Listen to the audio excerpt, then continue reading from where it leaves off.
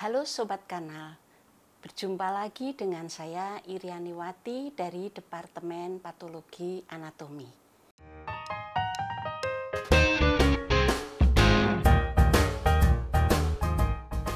Pada video kali ini akan berupa video seri tentang kanker pada organ reproduksi perempuan, yaitu kanker uterus dan kanker ovarium.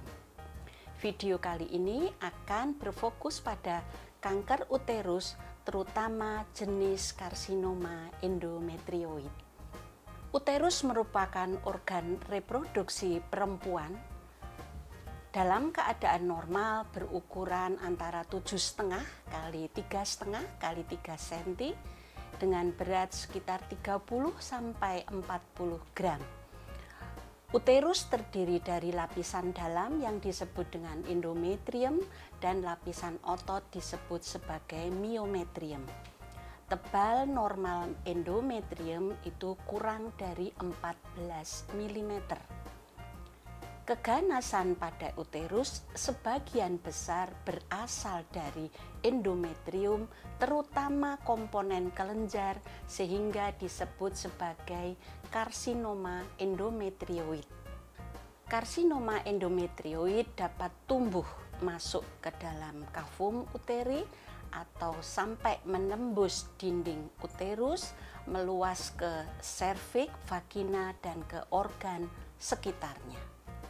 Secara epidemiologi, kanker uterus itu pada data Globokan tahun 2020 menunjukkan kanker ini menduduki ranking ke-6 setelah kanker payudara, kolorektal, paru, serviks uteri, tiroid dengan frekuensi kurang lebih 4,7%.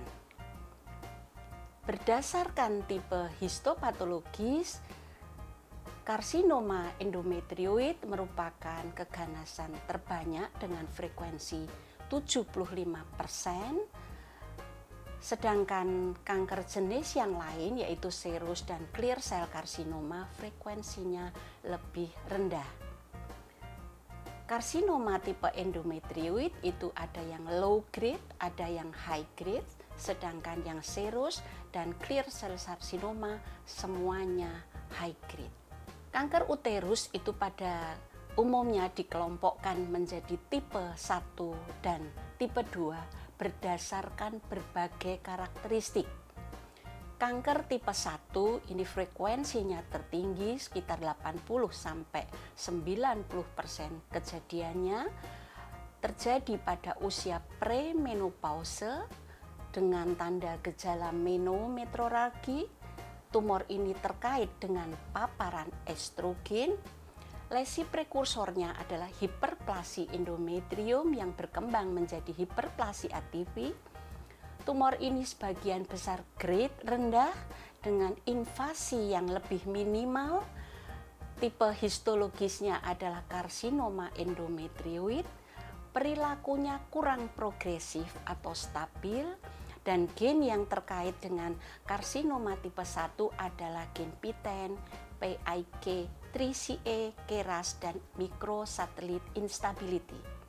Sedangkan karsinoma tipe 2 ini frekuensinya sekitar 10%, lebih banyak terjadi pada pasca menopause, tidak atau rendah terkait dengan paparan estrogen. Lesi prekursornya adalah endometrial intraepitelial karsinoma. Tumor ini sebagian besar grade tinggi dengan invasif yang lebih dalam. Tipenya adalah non-endometrioid. Tumor ini progresif agresif dan gen yang terganggu terutama adalah gen P53. Faktor risiko kanker uterus terutama untuk yang tipe 1 ini yang terkait dengan paparan estrogen, diantaranya adalah obesitas, polikistik ovarian syndrome, ketidakseimbangan estrogen, nulliparitas, menopause lambat, beberapa tumor yang memproduksi estrogen seperti granulosa sel tumor, juga terkait dengan Lynch syndrome dan kemungkinan tamoxifen. Pada karsinoma tipe 1, seperti sudah saya sebutkan tadi terkait dengan prekursor hiperplasi, bagaimana hal itu dapat terjadi dari endometrium yang normal berkembang menjadi hiperplasi akibat genapiten yang terganggu, kemudian berkembang menjadi atypical hiperplasi, di sini gena KRAS dan microsatellite instability, sedangkan untuk perkembangan menjadi endometrioid karsinoma ada gen ARID1A, PIK3CA, dan FGFR. Faktor prognosis kanker uterus itu ada 3 kelompok besar. Yang pertama adalah stadium. Stadium merupakan perluasan dari kanker tersebut. Jika kanker itu meluas hanya di miometrium, masuk dalam kelompok 1B atau 1C, tergantung apakah dia di bawah 50% atau lebih dari 50% invasi ke miometrium. Jika meluas sampai ke stroma cervix itu masuk stadium 2B. Jika sampai ke lapisan serosa atau adnex itu 3A, invasi ke vagina 3B, kemudian metastasis ke limfonodi 3C, dan jika metastasis maka masuk dalam stadium 4. Faktor prognosis kedua adalah tipe histologis, yaitu bisa endometrioid, serous karsinoma, clear cell karsinoma. Yang kedua grade tumor dan invasi vaskuler. Faktor prognosis terkini adalah subtipe molekuler. Terkait dengan grade karsinoma endometrioid, dari Vigo mengklasifikasikan menjadi 3, yaitu grade 1, grade 2, dan grade 3. Komponen yang utama pada klasifikasi grade ini adalah komponen solid tumor. Jika tumor itu komponen solidnya kurang dari 5%, maka termasuk dalam grade 1. Jika komponen solid 6-50% itu grade 2. Jika komponen solid lebih dari 50% itu grade 3. Namun jika komponen solid 6-50% tetapi atipia inti nyata, maka diklasifikasikan sebagai grade 3. Klasifikasi terkini dari karsinoma endometrioid ada 4 klasifikasi, dan itu oleh TCGA base classification membagi menjadi POL-A mutation, MMR deficient, non-specific molecular profile, dan P53 abnormal type. Pemeriksaan ini diawali dengan pemeriksaan status POL-A. Jika didapatkan POL-A patogenik, maka masuk klasifikasi POL-A mutation endometrioid karsinoma. Tumor ini frekuensinya sekitar 7-10%. Jika POL-A tidak patogenik, maka dilanjutkan dengan pemeriksaan MMR status atau mismatch repair status. Jika statusnya deficient, maka masuk dalam kelompok mismatch deficient endometrioid karsinoma dengan frekuensi 25-30%. Jika MMR status proficient, maka dilanjutkan dengan pemeriksaan P53, dan jika hasilnya adalah P53 abnormal, maka klasifikasinya menjadi P53 abnormal endometrioid karsinoma. Namun jika P53-nya tidak abnormal, maka masuk dalam non-specific molecular profile endometrioid karsinoma. Stadium merupakan faktor prognosis penting pada kanker uterus.